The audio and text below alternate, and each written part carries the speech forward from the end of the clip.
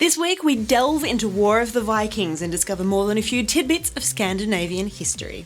We get a good look at the console version of Diablo III, which hits the PlayStation 3 on September 3, and spend a little time with Hank Keirsey, military advisor on the Call of Duty franchise. This is Player Attack.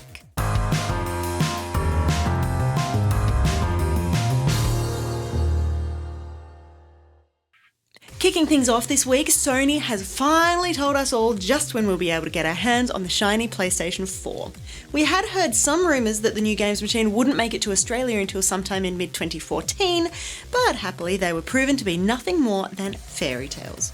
Instead, Australian fans will be lining up on November 29, the same day as our European counterparts and just 2 weeks after gamers in the US. We're still waiting for a release date from Microsoft, of course, but in the meantime we've been given plenty of information on just which games we'll be able to play on both new platforms when they launch a little later this year.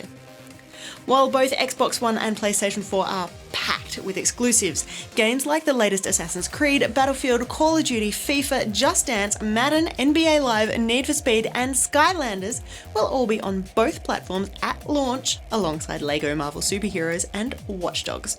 Stay tuned, with both platforms due out before the end of the year, there is plenty more news about both well on the way. All of these bombshells have, of course, come out of this week's Gamescom in Cologne, Germany. The European trade show was also chosen as the location for the big reveal of a few other bits and pieces. Borderlands 2 is headed to PlayStation Vita sometime in 2014 for gamers who like to carry a bazillion guns right in their pockets. The port is being developed by Iron Galaxy Studios, the makers of indie fighter Divekick. Also making an unexpected arrival on Sony platforms is Minecraft, which has previously only been available on Xbox 360 and PC. Notch's blocky world builder is reportedly one of the most requested games from the PlayStation community, so the devs have put in the effort and made a new version, or 3. Minecraft will not only be on PlayStation 4 at the console's launch, but also pop up on PlayStation 3 and Vita at an undisclosed time. It's not all good news coming out of developers Mojang, however. Notch has also confirmed that his planned Minecraft follow-up, the Space Age project OX10C, has been canned. More specifically, he's just stopped working on it, explaining that the fun was draining from the quite ambitious project. Light at the end of the tunnel, however, fans have reportedly picked up where Notch left off in a crowdsourced attempt to get the game finished. A while ago, we were told to expect big news from The Sims 4 at Gamescom, and EA has delivered, explaining that after 10 years, the focus has shifted onto the Sims themselves, with each little pixelated person given their own emotions that change gameplay for better or worse. And just when you thought we'd seen the last of the major wave of video game film tie-ins, Ubisoft has come out of the shadows with something potentially very interesting. A partnership with Sony to create a movie based on the world of Watch Dogs. No names attached just yet, but it will be difficult to keep this one quiet. We also saw some big news come out of an event that is not typically seen as a gaming hub. WWE SummerSlam in Los Angeles, California saw the wraps come off the 30 years of WrestleMania mode for WWE 2K14. We've got plenty more on that one coming up in the next few weeks, but right now we are happy to report that you will be able to play as all of your favourite superstars, including Ric Flair, Stone Cold Steve Austin, The Rock, Hulk Hogan, Andre the Giant, and, of course, The Ultimate Warrior. Also sneaking out just prior to Gamescom, Rockstar Games shed some light on how multiplayer will work in next month's Grand Theft Auto 5. Grand Theft Auto Online is a dynamic, persistent online world for up to 16 players. Initially, it's pretty much the same as GTA 5 in terms of gameplay features, mechanics and in-game geography, but the longer you play, the more things change. Now remember, at this stage we can only confirm GTA 5 will arrive on PlayStation 3 and Xbox 360, but the cat might be out of the bag on a PC release, with a senior director at Nvidia mentioning Rockstar's Blockbuster in a lineup of major titles coming to Windows before the end of 2013. And finally this week, an unusual move in the world of digital distribution. Electronic Arts has officially launched the Origin Great Game Guarantee. That is, if you're not fully satisfied with your digital download purchase, you can return it. Time limits apply, of course. It's either 7 days from date of purchase, 7 days from the game's release date, or 24 hours after you first start playing, whichever comes first. All you need to do is head to the service's website, fill out a refund form, and you're good to go. At this stage, the guarantee only applies to EA and EA partner games and not to DLC packs, but the publisher is reportedly exploring ways to expand the process in due time. For more details and to keep up to date with the latest in gaming news, head to playerattack.com. But for now, stick around, we've got plenty more still to come.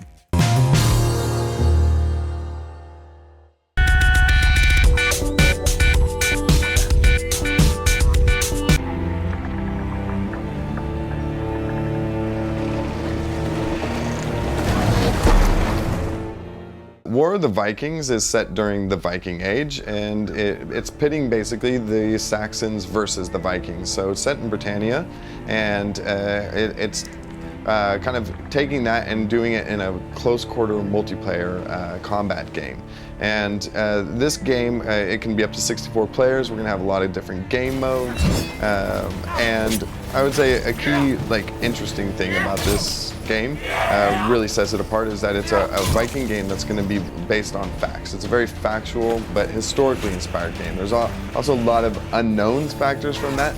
But we've done a lot of research on our game as well to really try to ensure that we have the best, most factual representation of a Viking game. Really wanted to stick to the facts, like we said before. Is this game need to be historically inspired and based and steeped in fact.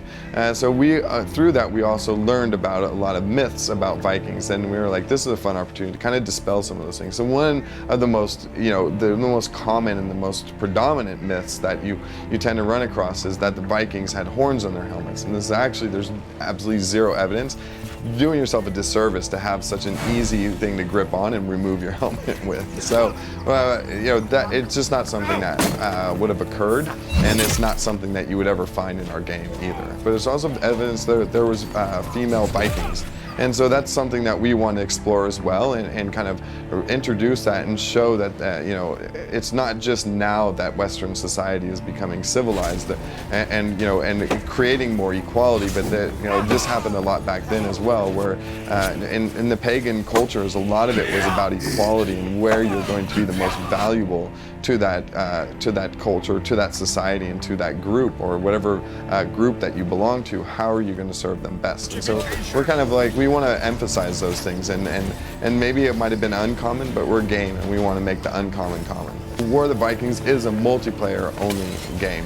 We will have a really nice tutorial. Actually, the guys started working on it just recently, and it's beautiful. It's actually the only area of the game, a level, where you're going to be kind of in and it's inspired by Norway. So you're in this really beautiful setting with pines and stuff like that, and it's really cool. So you get to go in there and really practice and hone your skills, and it gives you an opportunity to, not only just to learn the basics if you're brand new to the series and you haven't played War of the Roses, but also it gives you an opportunity to try out different kits, different weapons, and really practice that in an offline setting where you're not affecting your stats.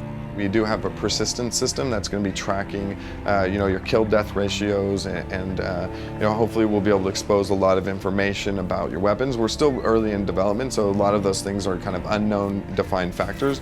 But the basic core concept will be very similar to what we had in War of the Roses, where you're going to rank up, and you're gonna level up. You're gonna gain experience. You're also gonna gain loot as you play the game. So you'll be able to use that to buy more cosmetic items to increase the vanity of your characters and improve their looks, or customize and stylize them in a way that really appeals to you. Either maybe you want to be kind of garish and you want to kind of troll people with a visual quirky look, or maybe you want to look really awesome and cool and pick the darker colors and kind of have a more seedy looking character.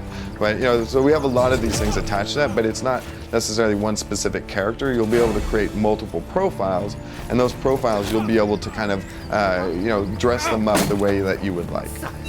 Right now we're targeting for a release date for War of the Vikings. We're targeting Q1 of 2014, but actually just yesterday our closed public alpha started, where we want people to get in and give us a lot of feedback on combat. So go to playerattack.com and find out how you can join our closed public alpha.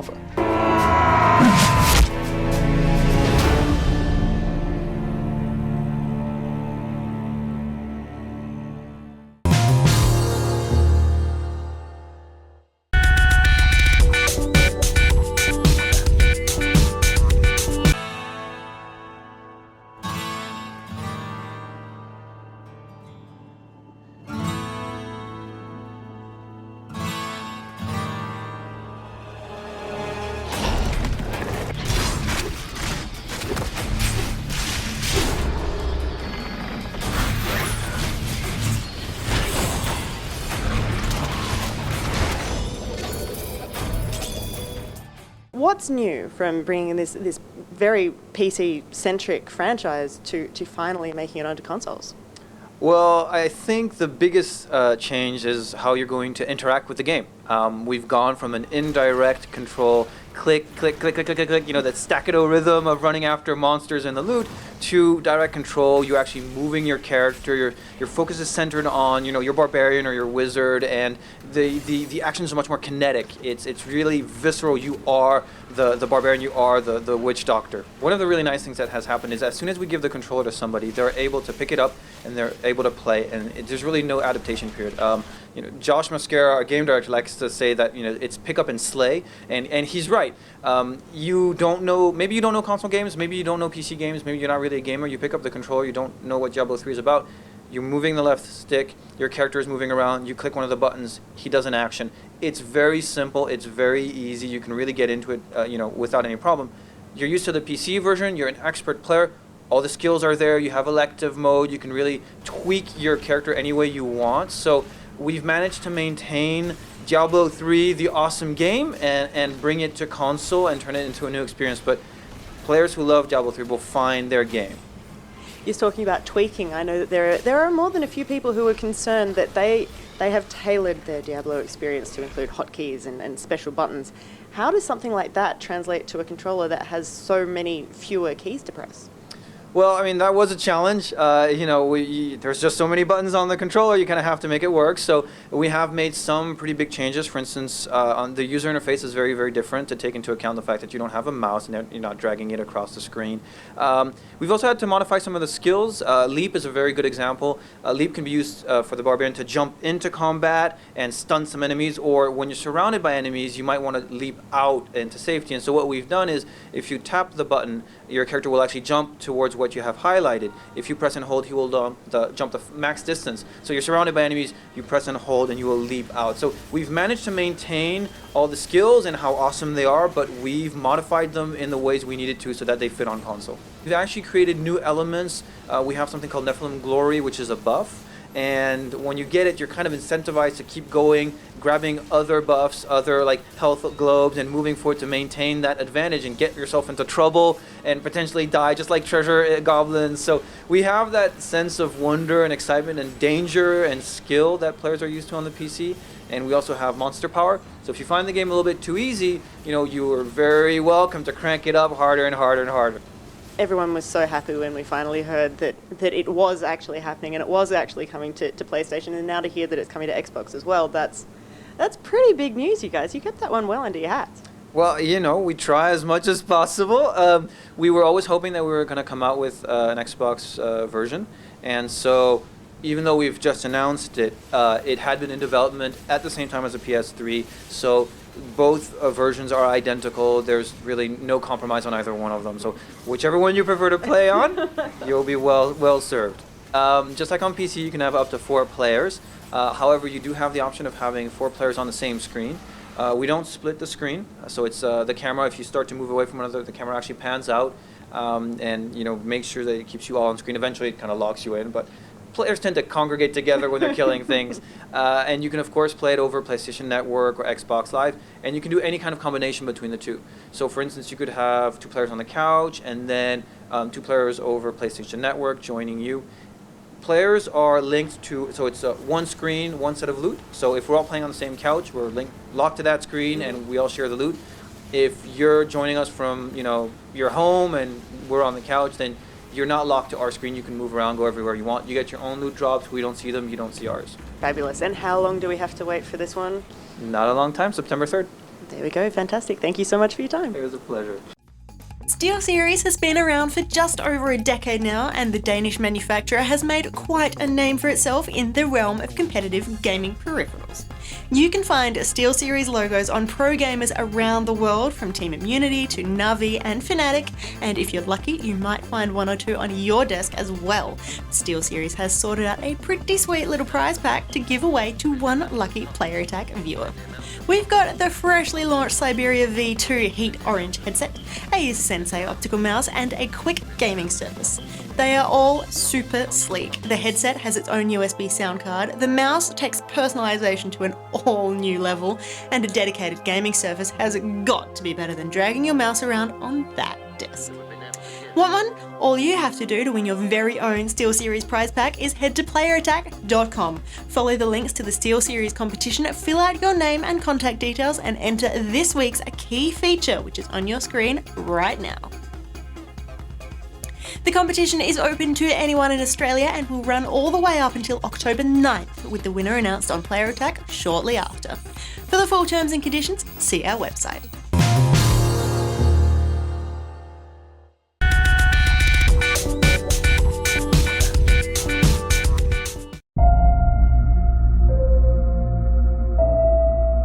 It's been 10 years.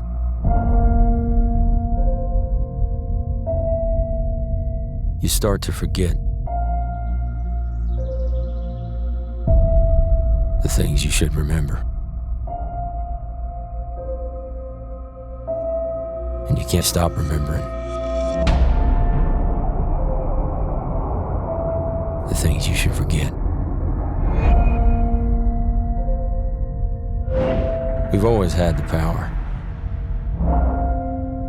Not anymore. I am here at E3 2013 and it is my great pleasure to be standing next to Hank Keirsey, the military advisor for Call of Duty. How does one get a job like that? You got to be lucky. You got to be really lucky. And actually I was reluctant initially to take the employment. I've been with them for all 10 years.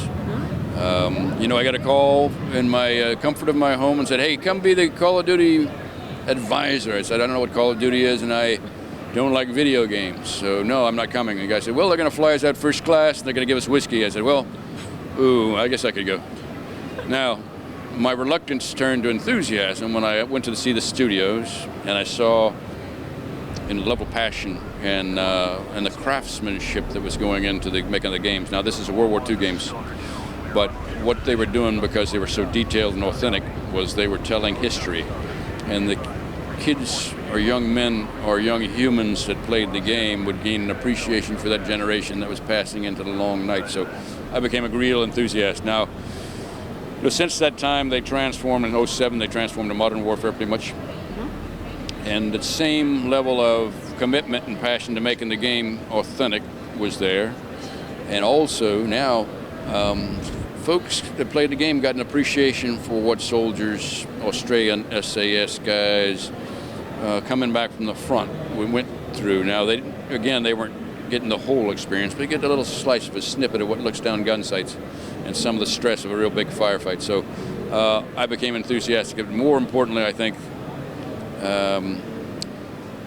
what these guys do and how much work and effort they put into making this game is impressive. And we in America, outsource a lot of our manufacturing, but this group does not outsource this. They're cranking it till midnight, 2 in the morning, trying to get this game and make it good. The old competition syndrome with another studio, one of the other developers is incredible, and I like the product. What sort of a background did you have to make Activision make that initial call to you? Yeah, I commissioned in the infantry, spent most of my time in parachute units, was Ranger qualified, had some time in a combat zone, so 24 years. And more importantly, for the first games, I had a stint of 3 years teaching military history at West Point, the military academy. So I was able to take modern warfare, but also talk about World War II weapons and World War II equipment and World War II tactics. So that fit. And then as they can transition to modern warfare, after I retired, I continued to go back on a few gigs as a military contractor to Iraq. So I was able to stay current with what's going on there. So I was able to bring that to the modern warfare games. Excellent. Now, Call of Duty Ghosts, it is the talk of the show. Everyone is very excited about it. What is new in Call of Duty Ghosts? It's a completely new story that we haven't seen before. And so what's so exciting about this one? Yeah, what's interesting to me is that, the U.S. has always been a dominant military power. They had all the resources, they had all the guns, they had all the airplanes and all the helicopters. They needed to squash anybody like a bug. So is that exciting? Well, it's kind of exciting. But this scenario, the U.S. has suffered a tremendous setback. The military has been quasi-destroyed or minimized. The country is out of money. Something has occurred that made us kind of a third world country. And a steely-eyed, flat-bellied group of former special operators get together in this very elite and secretive unit to try to do harm to those that would do us harm in clandestine, in more crafty and clever ways that you do as you're an underdog, you know. So it puts you in a scenario where courage and tactics make a difference, and you can't rely on the big artillery strike. You can't rely on the airplane dropping a bomb through the window. You have to get in there and do it yourself, the old-fashioned way. So while it might look all new and modern and shiny, it is actually just back to some brass knuckles. It's back to the basics, you know, human courage and kicking indoors. So it's good. I think it's going to be good. Now, also, you combine that with the graphic engine that is created by this Xbox One and the PlayStation 4 and all the other modern stuff, and you take what was a cartoonish-looking face and you take it to a new dimension where the artists are really painting somebody that looks like a human standing beside you, and the dog looks like a dog, and you actually have compassion for the dog and want to feed the dog and pet it in the game. So now you're involved with the squad, all right, and you stay with the squad the whole time, and you get that emotional experience of going with your brothers once more into the breach. You know that everybody wants to know about the dog too, right? Oh yeah, who would? There's two kind of people: guys that like dogs and guys that ought to be, you know, drummed out of Australia. Thank you so much for your time. Good. It's been a pleasure, and I hope to see you again sometime. And I wish the best for everybody out there in Australia. And I thank you for helping us in the current conflicts.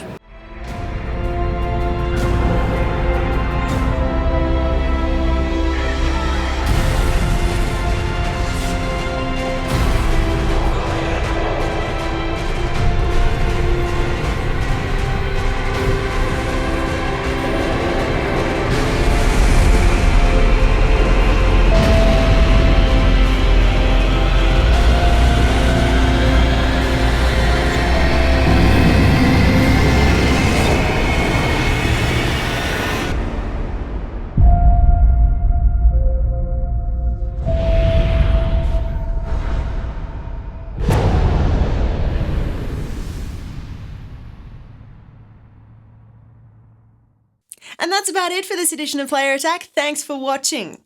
Next week, we head to the US with 2K Games to find out the score on NBA 2K14, get down and dirty with WWE 2K14, and try to uncover the secrets behind the Bureau XCOM Declassified. In the meantime, you can catch us on playerattack.com. We're on Facebook, YouTube, and Twitter. And if you've got something you want to say, send us an email, mailbox@playerattack.com, or just hop on our forums. Till next week, I'm Jessica Citizen, and this is Player Attack.